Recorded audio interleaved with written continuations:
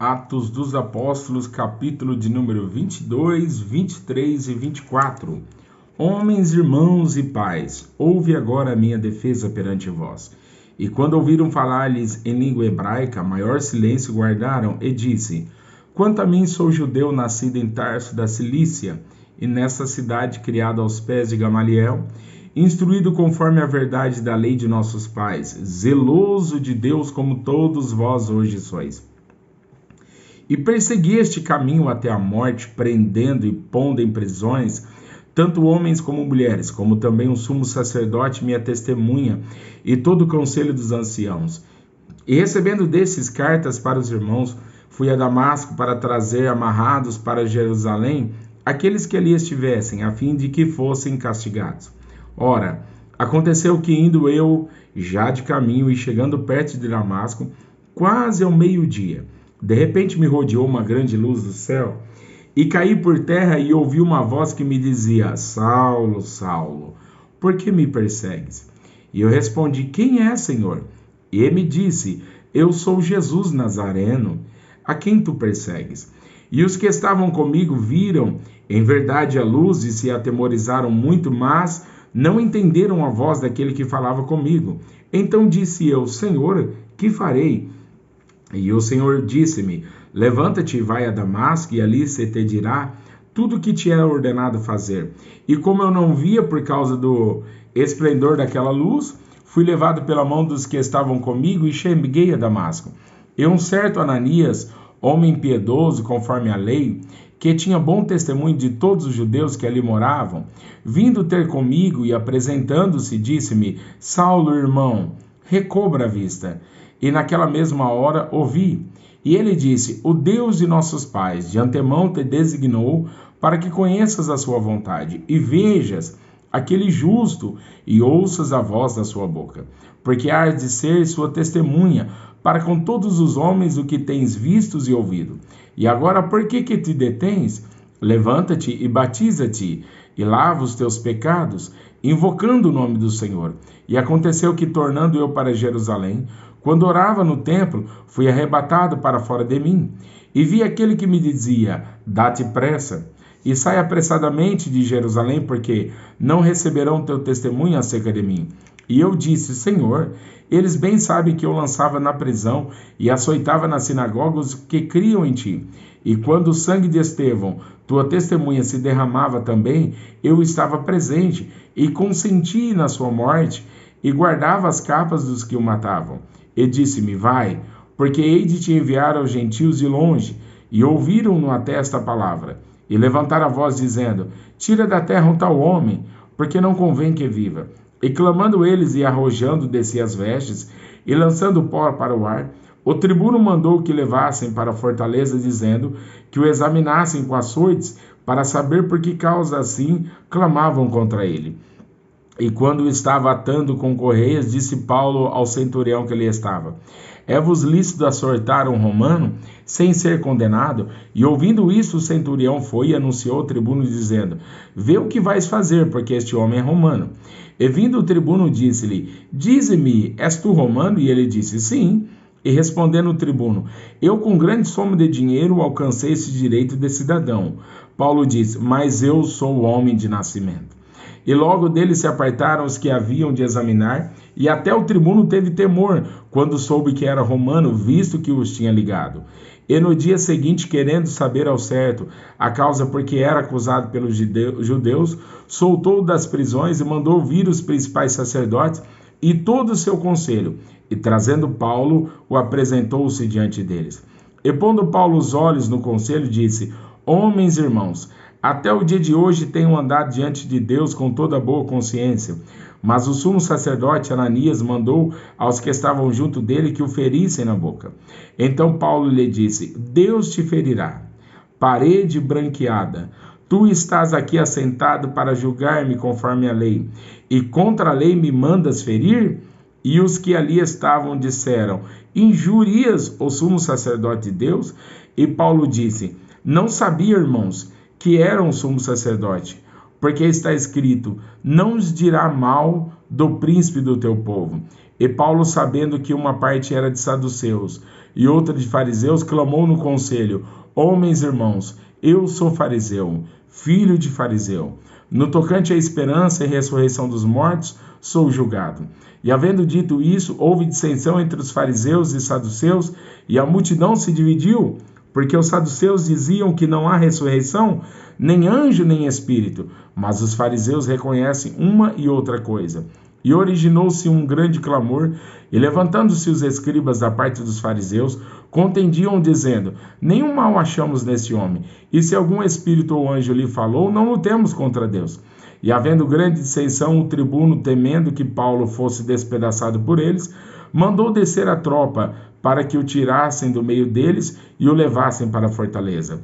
E na noite seguinte, apresentando-se-lhe o Senhor, disse: Paulo, tem ânimo, porque como de mim testificaste em Jerusalém, assim importa que testifiques também em Roma. E quando já era dia, alguns dos judeus fizeram uma conspiração e juraram, dizendo que não comeriam nem beberiam enquanto não matassem a Paulo. E eram mais de 40 os que fizeram esta conjuração. E esses foram ter com os principais sacerdotes e anciãos e disseram: conjuramo-nos sob pena de maldição, a nada provarmos até que matemos a Paulo. Agora, pois, vós, com o conselho, notificai ao tribuno que vos traga amanhã, como que querendo saber mais alguma coisa de seus negócios. E antes que chegue, estaremos prontos para o matar. E o filho da irmã de Paulo, tendo ouvido acerca dessa cilada, foi e entrou na fortaleza e anunciou a Paulo. E Paulo, chamando assim um dos centuriões, disse: leva-se este jovem ao tribuno, porque tem alguma coisa que lhe comunicar. Tomando ele, pois, o levou ao tribuno e disse: o preso Paulo, chamando-me a si, rogou-me que trouxesse este jovem que tem alguma coisa para dizer-te. E o tribuno, tomando pela mão e pondo-se à parte, perguntou-lhe em particular: que tens que me contar? E ele disse: os judeus se concertaram rogar-te que amanhã leves Paulo ao conselho, como que tendo de inquirir dele mais alguma coisa ao certo, mas tu não creias, porque mais de 40 homens de entre eles lhe andam armando ciladas, as quais se obrigaram, sob pena de maldição, a não comer nem beber até que tenham morto, e já estando preparados, esperando de ti promessa. Então o tribuno despediu o jovem, mandando-lhe que a ninguém dissesse que lhe havia contado aquilo, e chamando 2 centuriões, lhes disse: aprontai para as 3 horas da noite 200 soldados, e 70 de cavalaria, e 200 arqueiros para irem até Cesareia, e aparelhai animais para que, pondo nelas a Paulo, o levem salvo ao presidente Félix. E escreveu uma carta que continha isto: Cláudio Lísias a Félix, potentíssimo presidente, saúde. Este homem foi preso pelos judeus, e estando já a ponto de ser morto, por eles sobrevivem com a tropa, e os livrei informando do que era romano. E querendo saber a causa porque os acusavam, levei ao seu conselho, e achei que o acusava de algumas questões da sua lei, mas que de nenhum crime havia nele digno de morte ou de prisão. E sendo-me notificado que os judeus haviam de armar ciladas a este homem, logo te enviei, mandando também aos acusadores que perante ti digam que tiverem contra ele. Passa bem. Tomando, pois, os soldados a Paulo, como lhe fora mandado, e o trouxeram de noite a Antipatride, e no dia seguinte, deixando aos de cavalo irem com ele, tornaram à fortaleza, os quais logo chegaram a Cesareia e entregaram a carta ao presidente, e lhe apresentaram Paulo. E o presidente, lida a carta, perguntou de que província era, e sabendo que era da Cilícia, disse: ouvir-te-ei quando também aqui vierem os teus acusadores. E mandou que os guardassem no pretório de Herodes. E 5 dias depois, o sumo sacerdote Ananias desceu com os anciãos e um certo Tértulo, orador, os quais compareceram perante o presidente contra Paulo. E sendo chamado Tértulo, começou a acusá-lo, dizendo: visto como por ti temos tanta paz, e por tua prudência se fazem a este povo muitos e louváveis serviços, sempre e em todo lugar, ó potentíssimo Félix, com todo o agradecimento queremos reconhecer. Mas para que não te detenha muito, rogo-te que, conforme tua equidade, nos ouça por pouco tempo. Temos achado que este homem é uma peste e promotor de sedições entre todos os judeus, porque todo mundo e o principal defensor da seita nos nazarenos. o qual intentou também profanar o templo, e nós o prendemos e conforme a nossa lei o quisemos julgar. Mas sobrevindo o tribuno Lísias, nos tirou de entre as mãos com grande violência, mandando aos seus acusadores que viessem a ti. E dele tu mesmo examinando poderás entender tudo de que acusamos. E também os judeus consentiam, dizendo serem essas coisas assim. Paulo, porém, fazendo-lhe o presidente sinal que falasse, respondeu: porque sei que já vai para muitos anos que desta nação és juiz, com tanto melhor ânimo respondo por mim. Pois bem pode saber que não há mais de 12 dias que subi a Jerusalém a adorar. E não me acharam no templo falando com alguém, nem amotinando o povo nas sinagogas, nem na cidade, nem tampouco podem provar as coisas de que agora me acusam. Mas confesso-te isto que, conforme aquele caminho que chamam seita, assim sirvo ao Deus de nossos pais, crendo tudo quanto está escrito na lei e nos profetas. Tendo esperança em Deus, como estes mesmos também esperam, de que há de haver ressurreição dos mortos, assim dos justos como dos injustos. E por isso procuro sempre ter uma consciência sem ofensa, tanto para com Deus como para com os homens. Ora, muitos anos depois vim a trazer à minha nação esmolas e ofertas.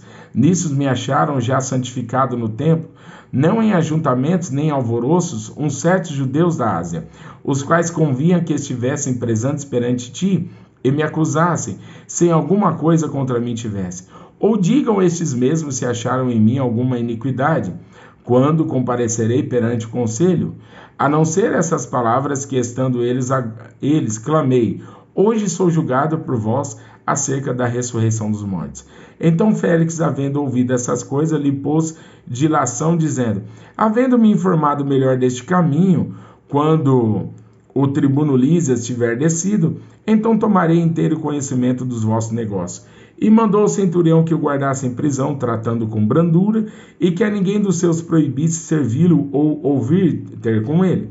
E alguns dias depois, vindo Félix com sua mulher Drúzila, que era judia, mandou chamar a Paulo e ouviu acerca da fé em Cristo.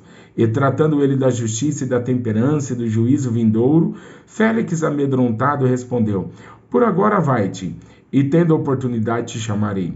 Esperando ao mesmo tempo que Paulo lhe desse dinheiro para que o soltasse, pelo que também muitas vezes o mandava chamar e falava com ele. Mas passado 2 anos, Félix teve por sucessor a Pórcio Festo, e querendo Félix comprazer aos judeus, deixou a Paulo preso.